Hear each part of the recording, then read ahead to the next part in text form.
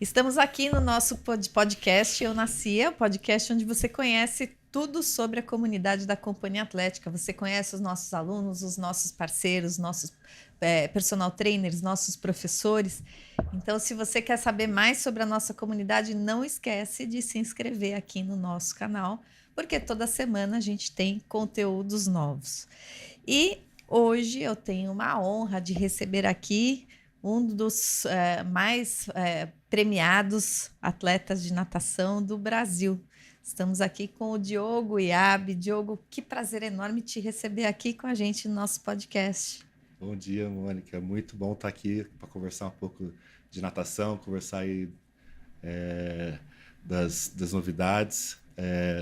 Eu que estou nadando aqui na companhia faz tanto tempo, né? Então, acho que mais de 10 anos, né? Ah, muito mais. Família, esposa, Muito sogro, mais, quem mais que está aqui com a gente? Nossa, tem muitos amigos, né? Então, é uma comunidade aqui, né? Então, uma comunidade. São José tem uma tradição forte de natação de muitos anos, né, Diogo? Teve um centro de formação de atletas durante muitos anos, né? Sim, desde ali da década de 60, 70 já começaram, né, as primeiras equipes e vem mantendo até hoje. Sempre tem a associação ali participando dos campeonatos da federação, né, brasileiros, e muitos pegaram a seleção, então tem uma tradição, sim. Tem uma tradição forte. Agora você vai contar para a gente, porque é impossível a gente ler e decorar o seu currículo de nadador, atleta premiado. Eu estou vendo aqui Pan-Americanos, Jogos Olímpicos, recordes de Master. Faz um resumo para a gente dos seus principais resultados como nadador, Diogo. Conta para nós aí dessa carreira tão brilhante que você teve nessa área. Eu comecei em Londrina em 1990, quando eu tinha 9, 10 anos. E aí, as primeiras conquistas assim, importantes são aquelas dos campeonatos brasileiros de categoria. Então, daí, durante esses 5, 6 anos de campeonatos de categoria brasileiro, eu ganhei o brasileiro 17 vezes. E aí, depois, eu fui para os brasileiros absolutos, ganhei 10 vezes o campeonato brasileiro absoluto.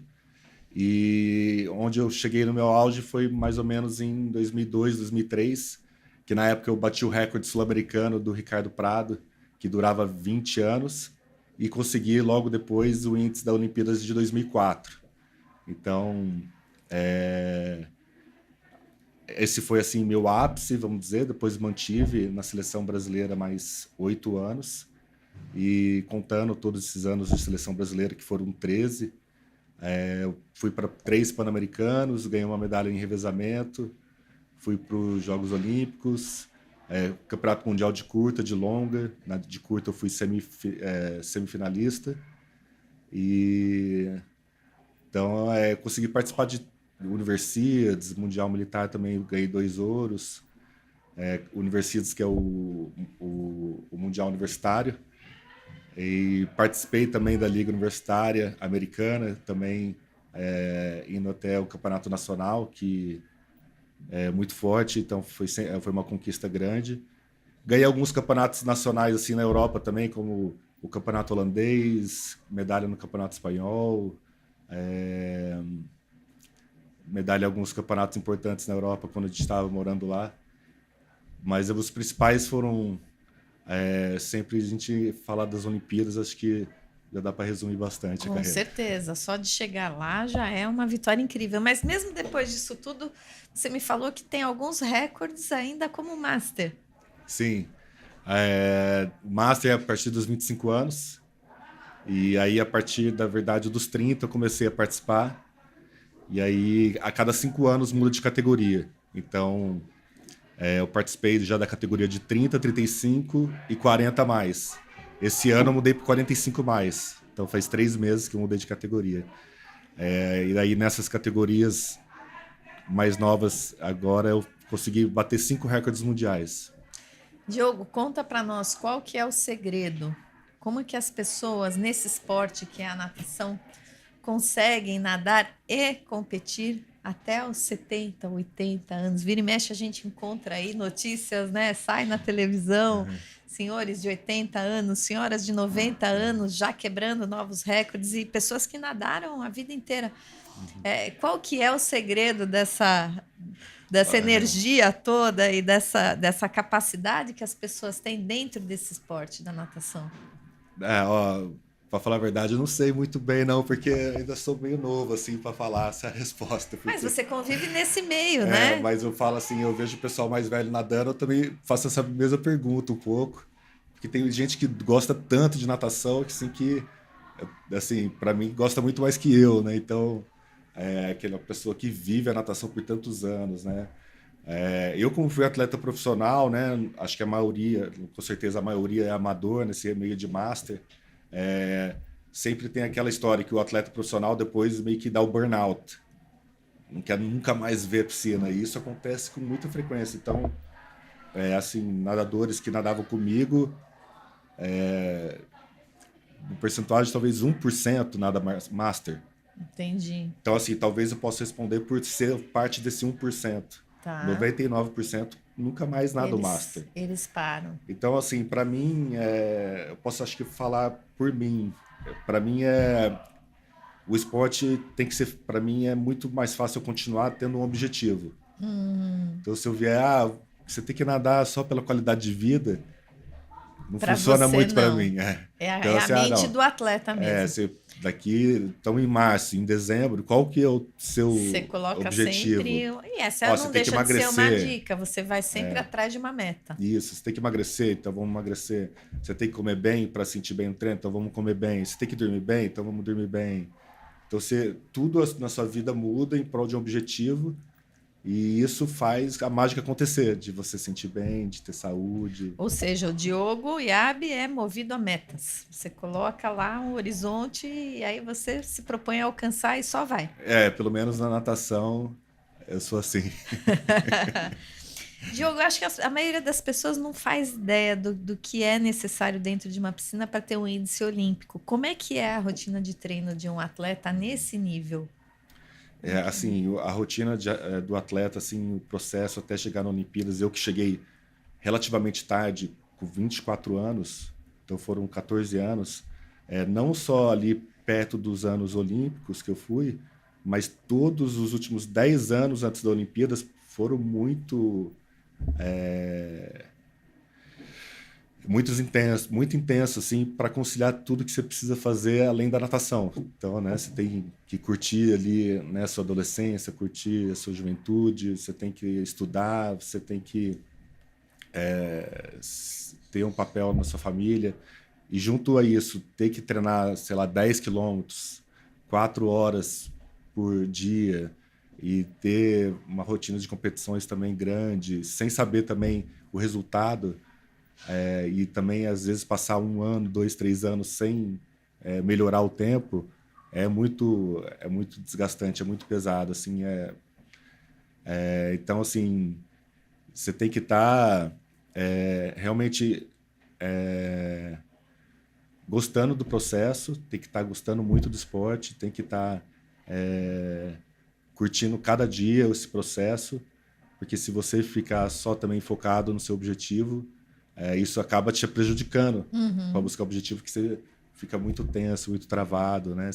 Psicológico abala com certeza se você estiver pensando só naquele objetivo final. Então você treinava em torno de 4 horas por dia e percorria em torno de 10 quilômetros todo dia. Esse volume era a média, era normal, isso. Normal. Era normal. Até a vez que era mais, um pouquinho menos, mas era mais ou menos a média durante a temporada. Mas tinha alguns dias de descanso também na semana ou ia direto, assim? Geralmente era um período por semana. Então são 11 períodos, né? Se for contar até sábado de manhã. E nada de manhã e à tarde? Manhã e à tarde. Aí daí sábado só de manhã. Quer dizer, metade do treino é feito de manhã e metade à tarde. E aí fora os 2 treinos da água, ainda a parte física. Musculação. Musculação, outra funcional, ou qualquer outra coisa aeróbica. Nossa, é um volume de treinamento assim e fora isso, né, eu nunca parei de estudar. Sim. Então, fora isso, também é a parte acadêmica. Ô, Diogo, e a parte de nutrição para dar conta disso tudo? Como que funciona? Você também tem que fazer várias refeições? Tinha uma equipe também de nutrição para dar suporte? Como que... Isso aí você vai aprendendo ao longo da carreira. E aí também a minha formação foi tinha muita parte da nutrição também, então me ajudou muito a ter uma noção, uma base do que fazer durante o dia do atleta. Mas, assim, você entendendo, né, fazer uma alimentação equilibrada e sabendo as horas de comer, já ajuda muito. Então, de não ficar muito tempo sem comer depois do treino, ou comer horas antes do treino para dar tempo de virar energia para o treino. Aí, se é uma alimentação que tem carboidrato, proteína e verdura. Então, não tem muito segredo, mas tem que seguir. Deve ter uma quantidade grande de calorias previstas também, porque para 4 horas de atividade. Mas no meu caso, assim, a fome nunca foi o problema, viu? Eu tive... Nunca faltou. Diferente da Fabiola, a Fabiola ela come e não engorda. Eu, assim, a fome vai, eu tenho que parar antes de matar a fome. Porque senão vai embora. Senão os quilinhos das férias não saem. Diogo, e você vem de uma família de nadadores, né? Você falou que seu pai e sua mãe se conheceram na piscina. Sim, meu pai e minha mãe conheceram no clube nadando. Lá em Londrina, no Canadá Country Club, hoje não tem mais, mas isso lá na década de final de 70. Aí eles se conheceram lá e depois minhas irmãs também nadaram, aí até as categorias. E você também encontrou a sua esposa na piscina. Isso, assim, quando eu cheguei em São José, logo comecei a nadar na associação, que foi o mesmo clube que os pais dela se conheceram, né? Sim. E aí... Os pais dela também se conheceram na piscina. Isso, É incrível.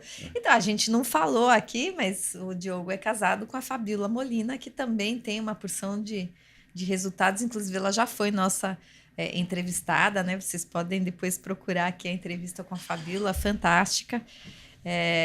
Então, a família tem essa tradição, todo mundo, sogro, sogra, dos dois lados, todo mundo se conheceu nadando.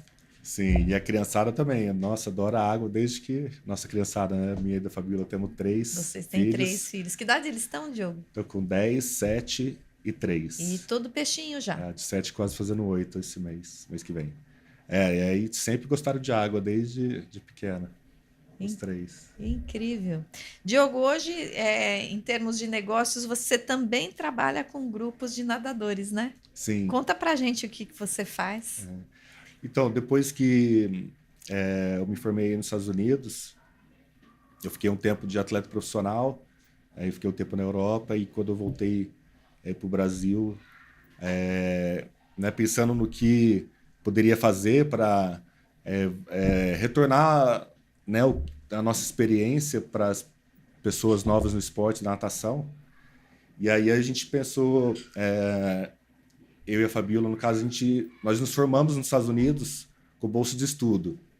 E foi através da natação que a gente conseguiu essa bolsa esportiva e acadêmica em um lugar na universidade para se formar. E lá que nós nos tornamos atletas olímpicos. Então, já estávamos nadando bem no Brasil, mas foi o ápice da nossa carreira, que talvez a gente conseguisse no Brasil também, mas nos Estados Unidos a gente conseguiu ainda, conseguindo conciliar com o estudo. E para nós dois, quase que a gente não vai, porque a gente tinha medo do que ia achar lá, como que seria ser, a gente não tinha ideia de como ia ser. Naquela época, né, na década de 90, Fabíola, eu também fui a primeira vez no ano 2000, e a gente viu que muitos atletas não foram por esse medo. E para a gente foi muito bom, assim, é uma experiência que você só tem naquela época, depois não pode mais. E você pode voltar a qualquer momento se não gostar. Mas a gente viu que hoje, até hoje, os atletas e os pais também não sabem o que vão encontrar lá. E apesar de ouvir falar das oportunidades, fico com receio, porque também, né, não tem aonde se informar. E às vezes se informar não é a mesma coisa do que ir para os Estados Unidos. Então, em 2015, a gente começou a fazer um swim camp que leva os atletas para os Estados Unidos para treinar e conhecer o sistema educacional americano para o atleta estudante. Então, o atleta vai lá, além dos treinamentos, ele faz as refeições nas escolas que a gente visita, nas universidades, faz tours para saber como que são as salas de aula, como que funciona o restaurante, como que é a distância para o treinamento. como que é, né? Faz aula de inglês também, com uma prova para nivelamento nas provas exigidas pelas instituições americanas de ensino de proficiência inglesa para estrangeiro. Uhum. Então, eles têm uma rotina de um atleta estudante americano, que é treinar, estudar e estar naquele ambiente. Então, E esses camps são com a duração de quanto tempo? 2 semanas. 2 semanas. Então, aí os atletas todo dia faz uma atividade esportiva. Tem clínicas acadêmica. Também? Isso aí a gente faz aula de biomecânica dos 4 nados. A gente faz teste de lactato individual, faz filmagem individual com playback instantâneo. Então, o atleta nada e já vê já o replay dele com o técnico já dando orientação. Então, faz tudo isso individualizado. E essa aula de biomecânica que a gente faz dos 4 nados também ajuda muito na parte técnica. Então, geralmente o swing camp, que era mais popular lá nos Estados Unidos, que os atletas iam, são feitos com o cronograma americano. Então, os atletas do Brasil que estão voltando de férias em janeiro ou julho, eles já chegavam num treinamento não apropriado para o começo de temporada. Porque lá nos Estados Unidos, nessa época de janeiro e julho, é o ápice, ou da metragem ou das competições. Tá. Então, a gente faz um treinamento já com os técnicos americanos, mas no cronograma brasileiro, que daí começando a temporada. Então, nessa parte esportiva é bem completo mesmo, é bem legal. E aí, depois, nas horas vagas, né, do treinamento, de vez o atleta ir para o hotel para descansar, ou só ir para o shopping, passear. E aí a gente faz essas visitas às universidades, à high school, para tornar essa viagem assim, bem produtiva, assim, para abrir o horizonte do atleta. E aí, na hora de decidir lá na frente se vai estudar no Brasil ou nos Estados Unidos, ele pode tomar decisão com todo o conhecimento, né, de ter vivido isso na própria pele. Você me falou que já levou mais de 300 atletas para lá. Isso, no E uma parte deles fica. Fica. Aí, vamos supor, né, desses 300, 200 foram ali a parte do swing camp. Aí desses swing camp também, alguns, né, vão para estudar lá, outros, né, nem vão para o swing camp, mas vão direto estudar lá. E aí é o ensino médio, mas daí no ensino médio, né, alguns voltam para o Brasil para estudar aqui no Brasil, outros ficam nos Estados Unidos para estudar na universidade. Mas nessa hora, a maioria acaba ficando. Ou seja, a maioria é entre 15 e 17 anos. A maioria que vai no ensino médio, high school, os que vão no ensino médio acabam ficando para a universidade, geralmente. E aí os que vão para a universidade, em torno de 50% ficam por lá. É mais ou menos isso que acontece. E, Diogo, vocês moraram nos Estados Unidos, moraram na Europa também? Sim, eu morei na Califórnia quando eu comecei a estudar, e depois eu concluí o ensino superior em Utah. Aí depois que eu me formei, a gente foi morar na Itália, e aí, na verdade, a gente ficava viajando em muitas competições, então eu acabava morando em outros países também, mas a base era na Itália. Na Itália. E qual que é a principal diferença aí desse meio da natação, ou das competições, enfim, quais são as diferenças maiores que você notou entre Estados Unidos, Europa e Brasil? Como é que você enxerga esse panorama de natação nos diferentes locais? É difícil responder porque, assim, cada técnico é uma cabeça, né? Cada cabeça, cada universo é diferente, assim, os técnicos, né? Então, pode variar muito entre os técnicos dos mesmos países. Então, por exemplo, a gente foi para a Europa para treinar com um treinador italiano, mas ele aprendeu muito da carreira dele, da técnica dele nos Estados Unidos. Tanto é que depois que a gente foi para a Itália, a gente foi morar na Flórida com ele, junto com um treinador alemão que morava lá há 20 anos na Flórida. Então, não dá para saber, assim, da onde que é cada treino, né? Então, porque é muito internacionalizado já, né? E o tamanho das competições, mais ou menos, mas, assim, se nivela. O que eu vejo muito assim que no Brasil os técnicos se prendem bastante à parte fisiológica, e nos Estados Unidos eles se prendem muito à estratégia de competição. Então a cabeça do americano é muito voltada assim para aquele race, vamos competir, você tem que chegar na frente, qual que é a sua atitude. E do Brasil eu vejo muito ligado à fisiologia. Vamos a 1, vamos um pouquinho a 2, agora a 1,5, bem assim, minucioso, assim, esse trabalho de fisiologia. E é assim também na Europa também é bastante científico, e como lá tem assim um apoio muito grande de instituições de ensino junto ao esporte, acaba que alguns países pequenos assim têm bastante tradição do esporte através da ciência do esporte mesmo.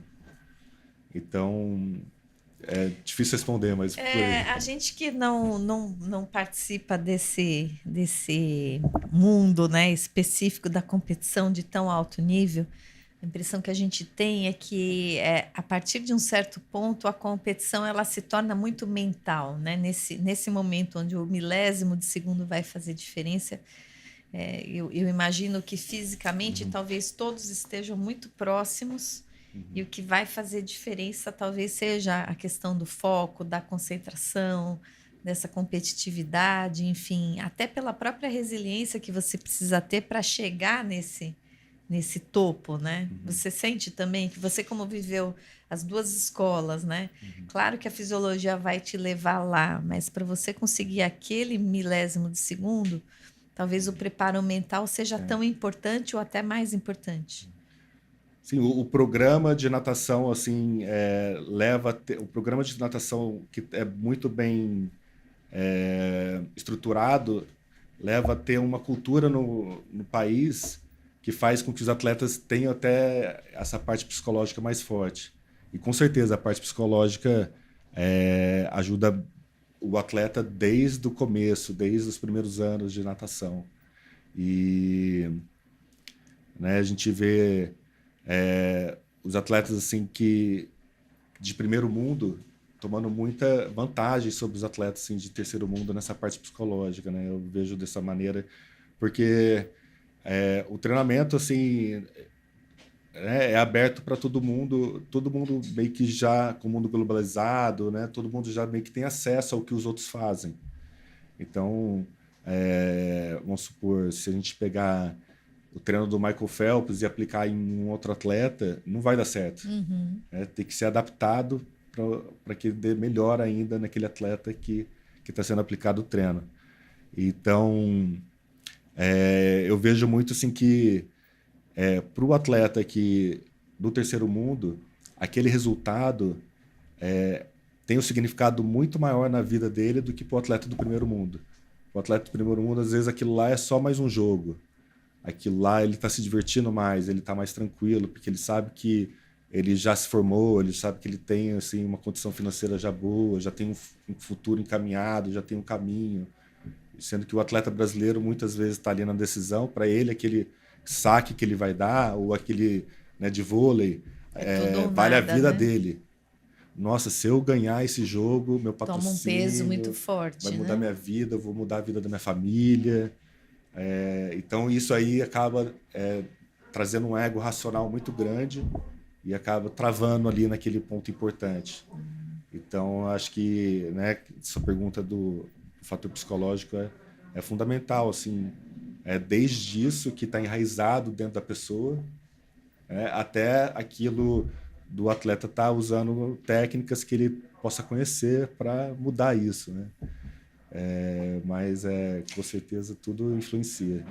Diogo, e o Diogo papai junto com a Fabiola mamãe e esses avós que também adoram natação, como que vocês lidam com isso com as crianças, com os filhos de vocês? Agora elas estão novinhas, então elas começaram a nadar competições da federação o ano passado, então o mais importante agora é o esporte ser cativante para elas. Vocês começaram a competir com 8 anos, 9 anos? A mais nova com 6 e a Luíse com 8. A mais velha com 8. Então, assim, a gente não pode ter que deixar o esporte como uma coisa que elas gostem. Então, fazer elas gostar do esporte, do ambiente, dos amigos. É mais importante do que a competição, é o prazer delas estarem na piscina. Vocês conduzem dessa maneira? É 100% mais importante.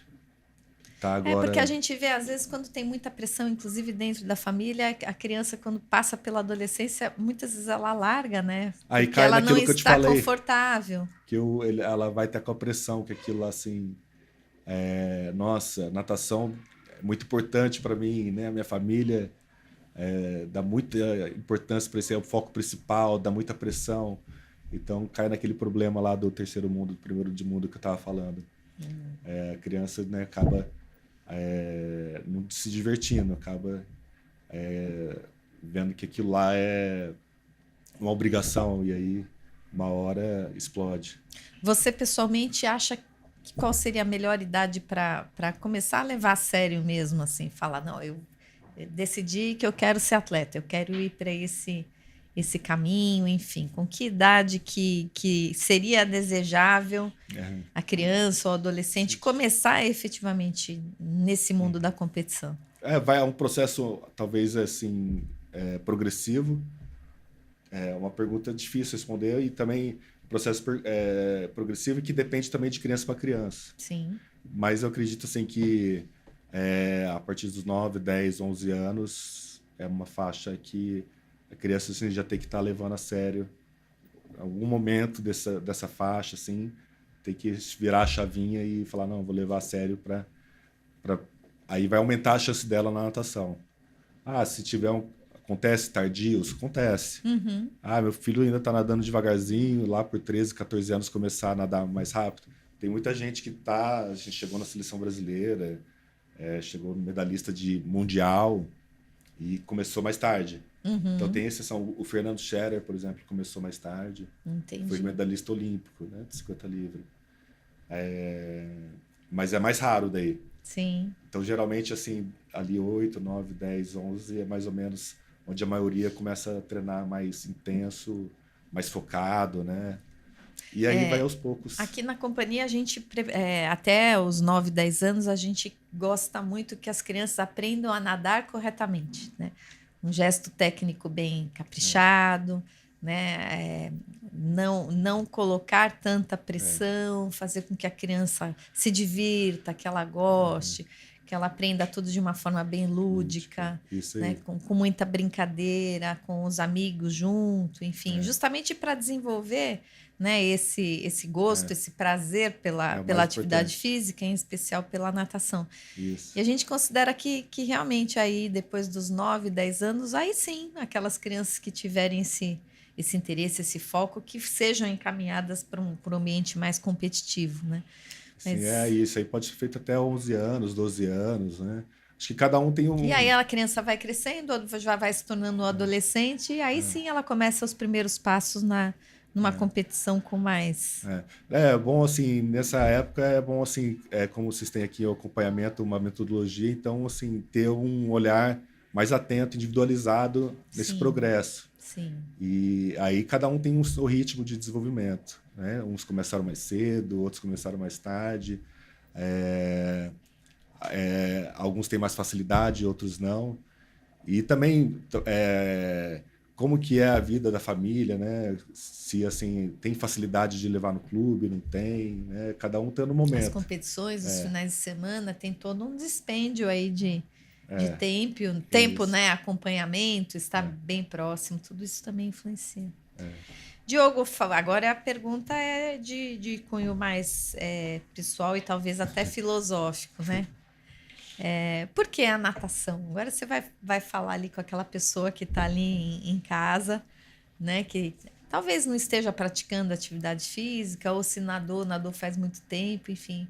Por que ela deveria vir nadar? O que tem de tão especial na piscina? Agora é o atleta convidando as pessoas que estão lá em casa para participar desse mundo da natação. O que você diria para essas pessoas? Eu acho que, primeiro de tudo, a segurança. Então, para quem já está mais velho, sempre teve aquele sonho de nadar, de não ficar com medo de quando chegar no mar ou no rio, né, alguma piscina mais funda. A criança também para o adulto ficar mais seguro. Então, para quem não sabe nadar, eu acho que deve ser assim, um item ali do que fazer até, né, na vida, né? Então, assim, eu quero pular de paraquedas, não, eu quero aprender a nadar, tem que estar ali. Não tem idade para aprender a Não tem nadar. idade. Qualquer Então, idade igual está valendo. paraquedas também. O meu avô foi com 70 anos. Tem gente que vai mais tarde ainda do que meu avô.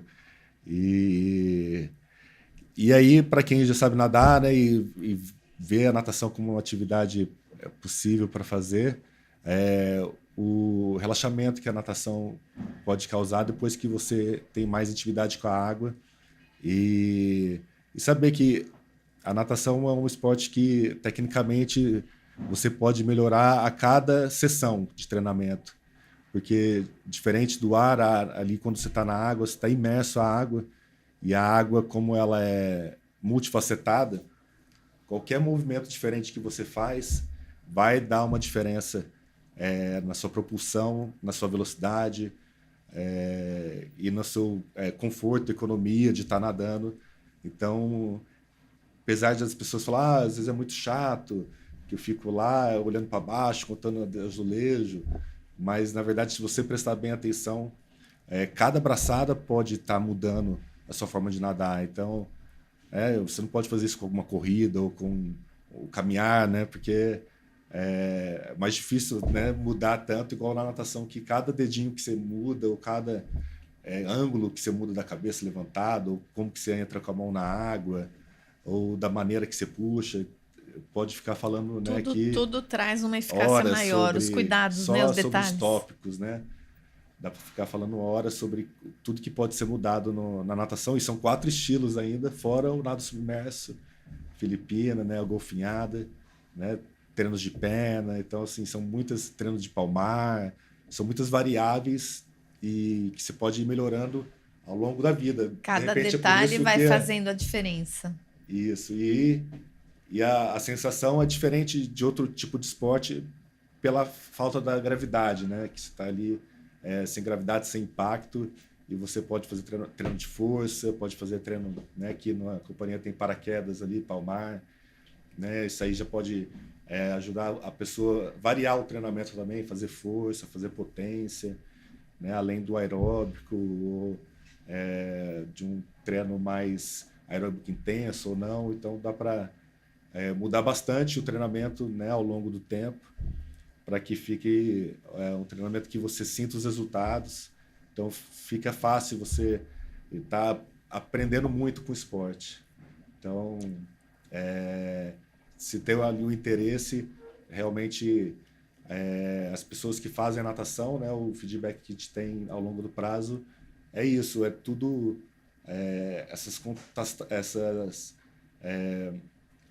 aquilo que o atleta mais fala é assim, as modificações, assim, adaptações do corpo fez durante o período que eles começaram a nadar, como que é fantástico a natação. Sem dúvida.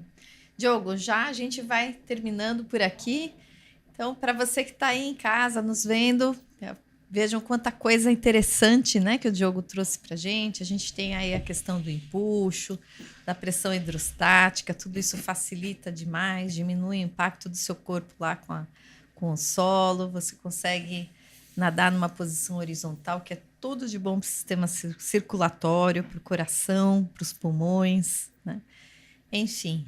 E o principal, não precisa ter vergonha de começar em qualquer idade. Tá aí o Diogo, que não nos deixa mentir, conhece a natação pelo mundo inteiro e recomenda, e a gente também desenvolve aí esse esporte com muita satisfação. Diogo, você sabe que aqui pela Companhia Atlética já passaram mais de 15 mil crianças. Nós ensinamos pelo menos 15 mil crianças a nadar nesta unidade em 28, 29 anos. Isso. E agora, em abril, a gente tem o Dia Mundial da Natação. E um prazer enorme receber aqui você. Obrigado. Para falar aí como atleta sobre toda essa tua experiência, sobre esse mundo da natação, que é tão curioso, né? E tantos detalhes importantes aí sobre treinamento. Eu fico muito feliz assim, de estar falando aqui na Companhia Atlética, pensando que é a companhia que visa tanto dar uma qualidade nas piscinas. Então, para mim, assim, a piscina mais gostosa que tem para nadar é a companhia, assim, que tem a melhor água. Então, assim, um prazer nadar aqui e agradeço muito a companhia abrir a porta para mim estar treinando aqui há tanto tempo. Então, obrigado, Mônica, pelo apoio na natação. Realmente, né, com esses dados aí que eu não sabia, de 15 mil crianças, realmente mudou a natação de São José, ajudou a manter essa tradição tão grande que tem São José, mas com 15 mil crianças a mais, com certeza. Nadando, né? Deu Prevenindo afogamento, faz parte um incremento grande aí da nessa nossa tradição missão. da cidade de natação. Com certeza a companhia faz parte disso. Obrigada, Diogo. E a gente vai ficando por aqui. Se você ainda não se inscreveu no nosso canal, não esquece de clicar aqui embaixo, né, para curtir o nosso canal, receber os nossos conteúdos toda semana. E na próxima semana temos mais conteúdos por aqui.